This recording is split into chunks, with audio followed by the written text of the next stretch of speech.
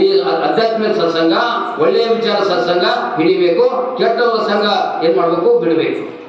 ಈಗಿನ ಸಮಾಜದಲ್ಲಿ ಅನೇಕ ಮಕ್ಕಳಿಗೆ ಏನಾಗುತ್ತದೆ, ದುಷ್ಟರ ಸಂಘನೇ ಹೆಚ್ಚಿಗೆ ಆಗ್ತದೆ. ಎತ್ತ ಓದಿದ್ರೆ ಎತ್ತ ನೀನೇ ದೇವ ಅಂತ ಹೇಳಿ ಮತ್ತೊಂದು ಕಡೆ ಹೇಳ್ತೇವೆ, ಎತ್ತ ನೋಡಿದ್ರೆ ಅರ್ಥ ಕೆಟ್ಟ ವಿಚಾರಗಳ ಪ್ರಭಾವದಿಂದ ಇವರು ಮಕ್ಕಳು ಅನಾಗರಿಕ ಸಮಾಜಕ್ಕೆ ನಿರ್ಮಾಣ ಆಗ್ತಾ ಇದೆ. ಹಾಗಾಗಿ ಈಗಿನ ಸತ್ಸಂಗ, ಆಧ್ಯಾತ್ಮಿಕ ಚಿಂತನೆಗಳು ಅದು ಮಕ್ಕಳಿಂದ ಆರಂಭವಾಗಬೇಕು, ಬಾಲ್ಯದಿಂದ ಆರಂಭವಾಗಬೇಕು. ನಾವೆಲ್ಲ ಈ ಮಕ್ಕಳು ನೋಡಿದ್ರೆ ನನಗೆ ಬಹಳ ಆನಂದ ಆಗ್ತದೆ. ನನಗೆ ಏನಾಗ್ತದೆ ಅಂದ್ರೆ, ನನಗೆ 45 ವರ್ಷದ ನೆನಪು ಬರ್ತಾ ಇದೆ ಮಾಡಿದ್ದು.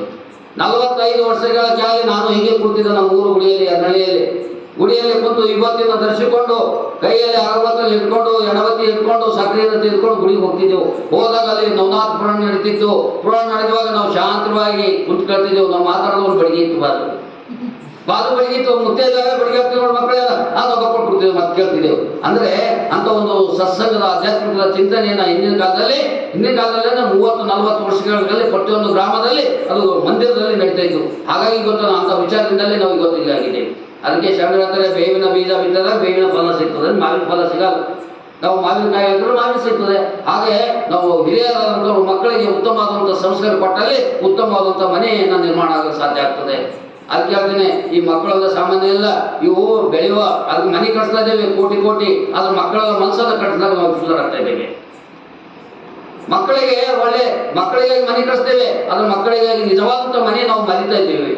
ಆ ಮನಸ್ಸನ್ನ ಕಟ್ಟಬೇಕಾಗಿದೆ, ಮಕ್ಕಳ ಸಂಸ್ಕಾರವನ್ನು ಕಟ್ಟಬೇಕಾಗಿದೆ. ಅಂತ ನಿಟ್ಟಿನಲ್ಲಿ ಭಗವಾನ್ ಶ್ರೀಕೃಷ್ಣನ ಲೀಲೆಗಳು ಏನಾಗಿದೆ ಅಂದ್ರೆ ಅದ್ಭುತವಾದಂತ. ಅಲ್ಲಿ ಪೂತನಿ ಅಂತ ಒಂದು ಕಾನ್ಸೆಪ್ಟ್ ಏನಿದೆ ಅಂದ್ರೆ, ಇವತ್ತು ಒಂದು ಉದಾಹರಣೆ ಹೇಳ್ತೀನಿ ನಾನು ನಿಮಗೆ.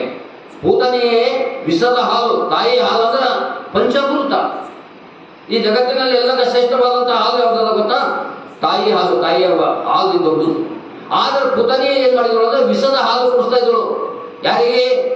ಶಿಶು ಅಂದ್ರೆ ಮಗುಗೆ. ಈಗ ನಾವು ಮತ್ತೆ ಪೂತನಿಯ ಕಾಲ ಬಂದಿದೆ ಅಂತ ನಂಗೆ ಅನಿಸ್ತದೆ. ಪೂತನಿ ಕಾಲ ಈಗ ಯಾಕೆ ಪೂತನಿ ಕಾಲ ಬಂದಿದೆ ಅಂತಂದ್ರೆ, ಎಲ್ಲ ಹೆಸರು ಹೇಳೋದು ಬೇಡ, ಕೊಡೋದು ಪಾಕೆಟ್ ಹಾಲುಗಳೆಲ್ಲ ಪೂತಿನಿ ಹಾಲುಗಳಿವೆ. ಪಾಕೆಟ್ನಲ್ಲಿ ಬರ್ತಾವೆ ಅಲ್ಲ ಹಾಲುಗಳು, ಅವೆಲ್ಲ ಪೂತನಿ ಹಾಲುಗಳೇ.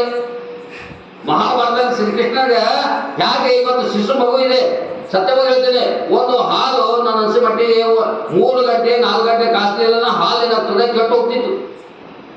6 ಗಂಟೆ ಬಿಟ್ಟರೆ ಕೆಟ್ಟು ಹೋಗ್ತಿತ್ತು. ಆದ್ರೆ ಇವತ್ತಿನ ಹಾಲುಗಳು 6 ತಿಂಗಳು ಇರ್ತವೆ, 3 ತಿಂಗಳು ಇರ್ತವೆ, 1 ತಿಂಗಳು ಇರ್ತವೆ. ಅಂದ್ರೆ ಅದರಲ್ಲಿ ವಿಷ, ಕೆಮಿಕಲ್ ಇಲ್ಲದೆ ಇಲ್ಲ ಸಾಧ್ಯನಾ?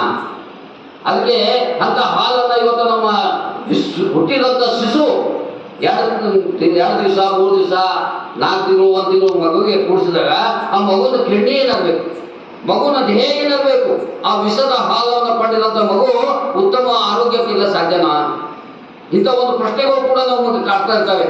ಹಾಗಾಗಿ ಪೂತನಿಯ ಹಾಲು ಅದಕ್ಕೆ ಹೇಳ ನಾನು, ಪಾಕೆಟ್ನಲ್ಲಿ ಬರುವಂತ ಹಾಲುಗಳೆಲ್ಲ ಇವತ್ತೇನಾಗಿವೆ ಅಂದ್ರೆ ಶಿಶು ಮಕ್ಕಳಿಗೆ ಕುಡಿಸಿದಾಗ ಅದು ಸತ್ಯವಾಗಿ ಹೇಳ್ತೇನೆ, ಅದು ಪೂತನಿ ಹಾಲುಗಳೇ ಅಂತ ಹೇಳಿ ನಾವು ಕರಿಬೇಕು. ಮ್ಯಾಗೆಲ್ಲ ಬೇರೆ ಬೇರೆ ಹೆಸರು ಹಾಕ್ತಾರೆ, ಗುಡ್ಡು ಅದು ಇದು ಎಲ್ಲ, ಅವೆಲ್ಲ ಸುಳ್ಳು. ಅದಕ್ಕಾಗಿ ಮಕ್ಕಳಿಗೆ ಏನ್ ಮಾಡ್ಬೇಕಂದ್ರೆ, ಶಿಶು ಮಕ್ಕಳಿಗೆ ಉತ್ತಮವಾದಂತ ಆಕಳ ಹಾಲು, ಅದು ವಿಶೇಷವಾಗಿ ದೇವಣಿಯ ತಳಿಯ ಆಕಳ ಹಾಲು, ಅದು ವಿಶೇಷವಾಗಿ ದೇಶೀಯ ಆಕಳ ಹಾಲನ್ನ ಮಕ್ಕಳಿಗೆ, ಅದು ಚಿಕ್ಕ ಮಕ್ಕಳಿಗೆ ಹಾಲನ್ನು ಕುಡಿಬೇಕು. ಇವೆಲ್ಲ ಹೇಳ್ಬೇಕು, ನಮ್ ತಾಯ್ದರಿಗೆ ಹೇಳ್ಬೇಕು, ನಮ್ಗೆ ಆಕಳ ಹಾಲು ಬೇಕು. ಆಕಳ ಅಂದ್ರೆ ಅದು ಬೇರೆ ಅಲ್ಲ, ಜರ್ಸಿದು. ಆಕಳ ಹಾಲು ಅಂದ್ರೆ ಏನು? ದೇಶಿಯಲ್ಲಿರುವಂತ ಆಕಳ ಹಾಲು ದಿನ 1 ಗ್ಲಾಸ್ ಕುಡಿಬೇಕು ನಿಮ್ಮ ಮಕ್ಕಳೇ. ಆಗ ನೀವೇನಾಗ್ತದೆ, ಶಕ್ತಿಮಾನ್ ಆಗ್ತದೆ. ಶಕ್ತಿಮಾನ್ ಆಕಳ ಹಾಲೇ ಅತ್ಯಂತ ನಮ್ಗೆ ಪ್ರೊಡಕ್ಟ್ ಇದ್ದಾಗ, ಶಕ್ತಿ ಇಲ್ಲ, ಗೊತ್ತಾ? ಹಾಗಾಗಿ ಇಂಥ ಒಂದು ಗೋಕುಳ ಅಂದ್ರೆ ಏನು?